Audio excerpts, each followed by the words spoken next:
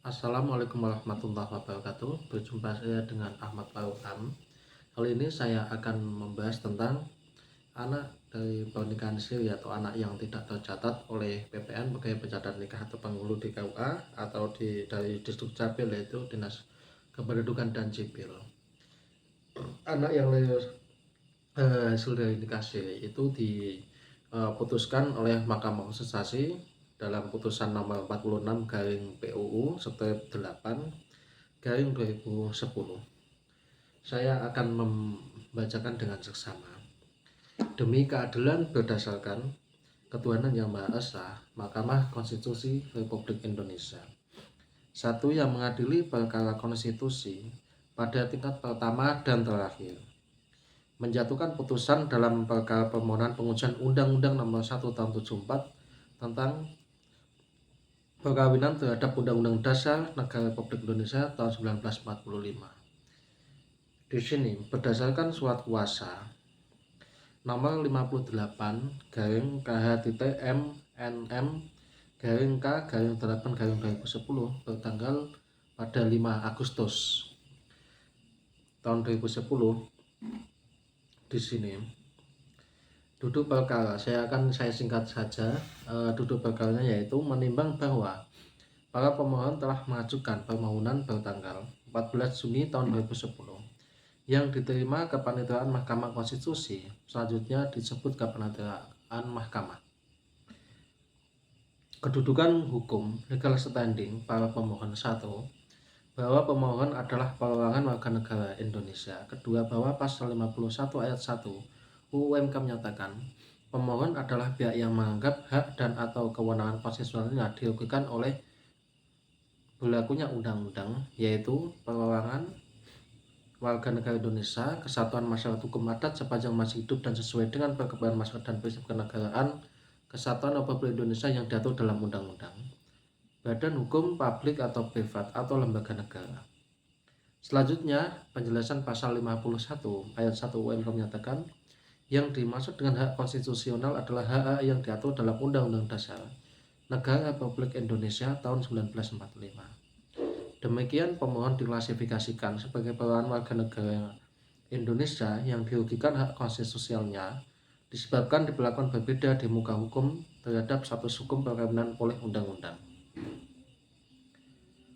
Kemudian pada poin kelima disebutkan bahwa sesuai dengan ketentuan pasal 2 ayat 1 Undang-Undang Perkawinan yang menyatakan tadi ya, Undang-Undang Nomor 1 Tahun 74, perkawinan adalah sah apabila diatur menurut hukum masing-masing agamanya dan kepercayaannya itu.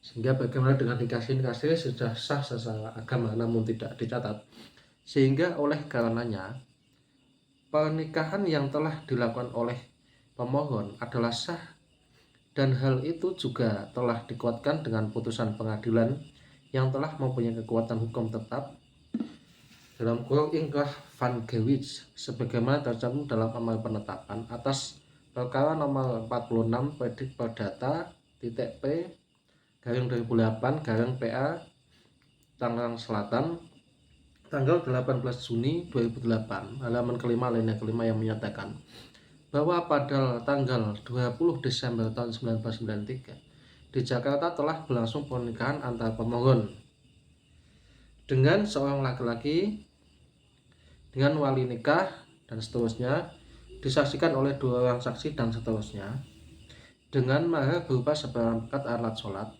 uang 2.000 rial yaitu mata uang Arab Saudi, 1 set perhiasan emas berlian dibayar tunai dan dengan ijab dan diucapkan oleh wali tersebut dan kabul ucapan oleh laki-laki bernama seterusnya.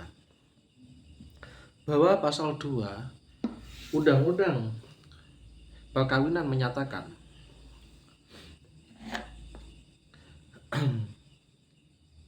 setiap anak berhak atas berlangsung hidup, tumbuh dan berkembang serta berhak atas perlindungan dari kekerasan dan diskriminasi.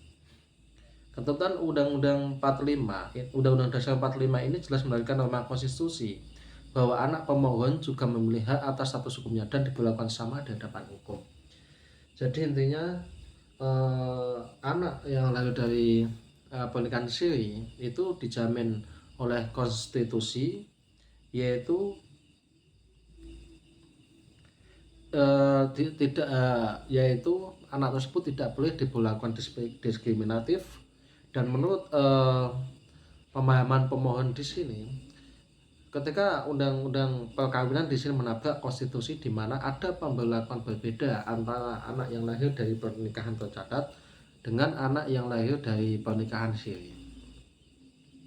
Kemudian berkata lain yang mengakibatkan tetapi undang-undang perkawinan berkata lain yang mengakibatkan pemohon dirugikan hak konstitusionalnya. Secara konstitusional, siapapun berhak melaksanakan perkawinan sepanjang itu sesuai dengan agama dan kepercayaannya masing-masing. Dalam hal ini, pemohon telah melaksanakan perkawinannya sesuai dengan norma agama yang dianutnya, yaitu Islam, serta sesuai dengan rukun nikah sebagaimana diajarkan oleh Islam. Bagaimana mungkin norma agama direduksi oleh norma hukum sehingga perkawinan yang menjadi tidak sah? Akibat dari direduksi norma agama oleh hukum, tidak saja perkawinan pemohon statusnya menjadi tidak jelas, tapi juga mengakibatkan keberadaan eksistensi anaknya demi hukum menjadi tidak sah. Kemudian dalam poin 7 disebutkan bahwa pada pasal 43 ayat 1 Undang-Undang Perkawinan menyatakan anak yang dilahirkan di luar perkawinan hanya mempunyai hubungan perdata dengan ibunya dan keluarga ibunya. Pasal 43 ayat 1 UU 174 tadi ya, yang dimaksud dengan Undang-Undang Perkawinan adalah UU nomor 1 tahun 74. Hanya saja hal ini menjadi tidak benar jika norma hukum Undang-Undang Perkawinan menyatakan seorang anak di luar perkawinan hanya mempunyai hubungan perdata dengan ibunya dan keluarga ibunya, karena berpijak pada sah atau tidaknya suatu perkawinan menurut norma hukum. Begitupun dalam Islam.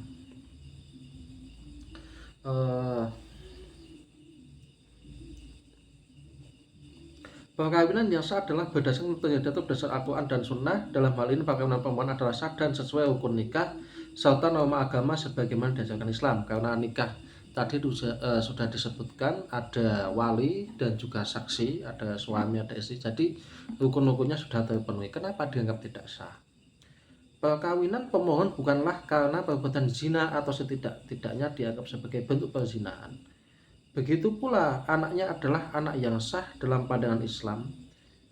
Hal yang berbeda dan sudah barang tentu sama dengan ketentuan dalam Undang-Undang Perkawinan adalah menyangkut seorang wanita yang hamil dan tidak terikat perkawinan, maka nasib anaknya dengan ibunya, keluarga ibunya. Jadi pertanyaannya adalah bagaimana mungkin perkawinan yang sah menurut norma agama, tetapi norma hukum mereduksinya sebagai tidak sah. Dengan berlakunya pasal 43 ayat 1 Undang-Undang Perkawinan, maka hak konstitusional pemohon selaku ibu dan anaknya untuk mendapatkan pengesahan atas pernikahannya serta status hukum anaknya yang dijamin oleh pasal 28B ayat 1 dan ayat 2 serta pasal 28D ayat 1 Undang-Undang 1945 tentang 1945 tentang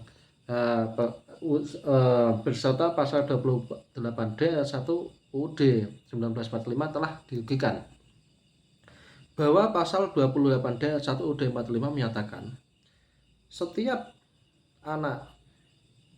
orang berhak atas, jadi saya ulangi lagi ya, setiap orang berhak atas pengakuan jaminan perlindungan dan kapasitas hukum yang adil serta diperlakukan yang sama di hadapan hukum merujuk pada ketentuan Undang-Undang 1945. Maka pasal 2 ayat 2 dan pasal 43 ayat 1 Undang-Undang Perkawinan tidaklah senafas dan sejalan serta telah merugikan hak konstitusional pemohon sekaligus anaknya. Ditilik berdasarkan kepentingan norma hukum jelas telah mereduksi kepentingan norma agama, karena pada dasarnya sesuatu yang oleh norma agama dipandang telah sah dan patut menjadi berbeda dan tidak sah berdasarkan pendekatan memaksa dari norma hukum. Akibat dari bentuk pemaksa yang dimiliki norma hukum dan UU Perkawinan adalah hilangnya status hukum perkawinan pemohon dan anaknya pemohon. Dengan kata lain, norma hukum telah melakukan pelanggaran terhadap norma agama. Jadi begini pemirsa. Jadi keberatan yang diajukan oleh pemohon adalah bagaimana pernikahan yang sah secara agama itu direduksi oleh undang-undang perkawinan dengan alasan tidak tercatat. Padahal konstitusi kita, Undang-Undang Dasar 1945 menyatakan seseorang itu berhak membina keluarga, berhak melaksanakan sehingga berhak melaksanakan perkawinan. Dan pada undang-undang perkawinan pun disebutkan pernikahan yang sah sesuai agamanya masing-masing, yaitu ya sudah dianggap sah. Sehingga kenapa kok ada di sini permohonan keberatan ke Mahkamah Konstitusi, yaitu undang-undang perkawinan dianggap berlawanan dengan UUD 45, yaitu konstitusi yang kita anut begitu, sehingga bisa diajukan ke MK. Karena apa? Undang-undang itu kan dalam hierarki peraturan perundang-undangan kita itu di bawah UUD 45, karena urutannya adalah 1 Pancasila, kedua UUD 45, ketiga TAP MPR, baru kemudian undang-undang dan Perpu. Kemudian pada poin 10 dijelaskan bahwa berdasarkan semua uraian tersebut jelas menunjukkan bahwa pemohon memiliki kedudukan hukum atau legal standing untuk bertindak sebagai pemohon dalam permohonan uji material undang-undang. Jadi Undang-Undang Nomor 174 di sini diuji materialkan apakah bertentangan dengan konstitusi atau tidak begitu. Kemudian saya singkat dalam amal putusannya, yang di sini Ketua MK pada waktu itu masih dijabat oleh Pak Mahfud MD. Ya, sebentar.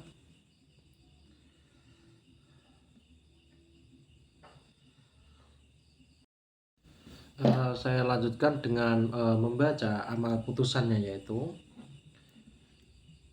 amal putusan mengadili, menyatakan, mengabulkan permohonan para pemohon untuk sebagian. Jadi permohonan tadi tidak dikabulkan seluruhnya. Kemudian pasal 43 ayat 1 Undang-Undang Nomor 1 Tahun 1974 tentang perkawinan LNN tahun 1974 nomor 1 tambahan Lembaga Negara Republik Indonesia nomor 3019 yang menyatakan anak yang dilahirkan di luar perkawinan hanya mempunyai hubungan perdata dengan ibunya dan keluarga ibunya, bertentangan dengan Undang-Undang Dasar Negara Republik Indonesia tahun 1945 sepanjang dimaknai menghilangkan hubungan perdata dengan laki-laki yang dapat dibuktikan berdasarkan ilmu pengetahuan dan teknologi dan atau alat bukti lain menurut hukum ternyata mempunyai hubungan darah sebagai ayahnya. Pasal 43 ayat 1 Undang-Undang Nomor 1 Tahun 1974 tentang perkawinan yang menyatakan anak yang dilahirkan di luar perkawinan hanya mempunyai hubungan perdata dengan ibunya dan keluarga ibunya, tidak memiliki kekuatan hukum mengikat sepanjang dimaknai menghilangkan hubungan perdata dengan laki-laki yang dapat dibuktikan berdasarkan ilmu pengetahuan dan teknologi dan atau alat bukti lain menurut hukum ternyata mempunyai hubungan darah sebagai ayahnya. Sehingga ayat tersebut harus dibaca, anak yang dilahirkan di luar perkawinan mempunyai hubungan dengan perdata dengan ibunya dan keluarga ibunya serta laki-laki sebagai ayahnya yang dapat dibuktikan berdasarkan ilmu pengetahuan dan teknologi dan atau alat bukti lain menurut hukum mempunyai hubungan darah termasuk hubungan perdata dengan keluarga ayahnya. Kemudian poin selanjutnya adalah menolak permohonan para pemohon untuk selain dan selebihnya. Jadi pada permohonan ini Mahkamah Konstitusi yang diketuai oleh Pak Mahfud MD menerima sebagian permohonan dan menolak sebagian. Kemudian memerintahkan untuk memuat putusan ini dalam Berita Negara Republik Indonesia sebagian mestinya. Ya, sehingga kesimpulannya sudah jelas. Anak hasil nikah siri, baik itu perkawinan oleh Muslim yang tidak dicatatkan oleh PPN dari KUA dan kemudian pernikahan dari non Muslim yang tidak dicatatkan di Disduk Capil, ini tetap mempunyai hubungan dengan ayahnya tadi, selama itu bisa dibuktikan dengan teknologi atau alat bukti lain yang sah menurut hukum. Sehingga untuk zaman sekarang ini kita jangan hanya berpaku kepada Undang-Undang Nomor 174 tentang perkawinan. Karena apa? Dalam hierarki peraturan perundang-undangan kita, di mana setiap undang-undang yang bertentangan dengan undang-undang yang lebih tinggi, dalam konteks ini adalah undang-undang biasa bertentangan dengan UUD 45, itu bisa dianulir. Walaupun dalam pasal dan ayatnya itu tidak 100% dianulir, tetapi contohnya dalam kasus ini mengabulkan sebagian permohonan pemohon dan menolak untuk sebagian. Jadi tidak bisa dikatakan anak hasil nikah itu anak yang tidak sah, itu 100% tidak bisa begitu. Sehingga kita dalam membaca hukum juga harus cermat dengan kaidah-kaidah hukum, yaitu di mana undang-undang yang lebih rendah tidak boleh bertentangan dengan undang-undang yang lebih.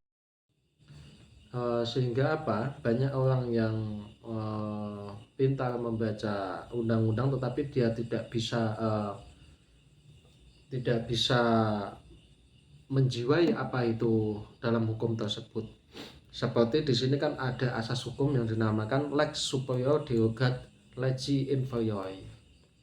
Lex superior derogat legi inferior yaitu aturan yang lebih tinggi tingkatannya mengesampingkan aturan yang lebih rendah.